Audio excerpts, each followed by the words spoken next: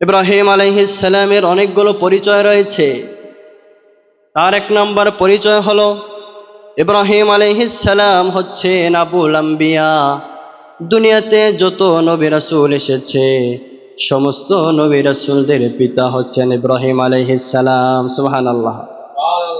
শুরুর দিকে কয়েকজন নবী রাসূল বাদ দিয়ে যত নবী দুনিয়াতে আগমন করেছে সকলের পিতা হচ্ছে হযরত ইব্রাহিম আলাইহিস সালাম।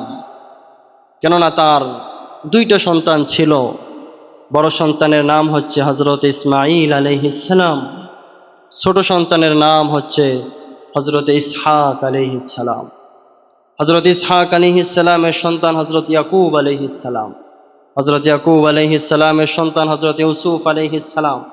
এভাবে করে করে হযরত ঈসা রুহুল্লাহ পর্যন্ত যত নবী রাসূল এসেছে সকলেই হযরত ইসহাক আলাইহিস সালামের বংশে এসেছে। সুবহানাল্লাহ। সর্বশেষ আপনার নবী আমার নবী রাহমাতুল লিল আলামিন আগমন করেছিলেন হযরত ইসমাঈল আলাইহিস সালামের বংশ থেকে।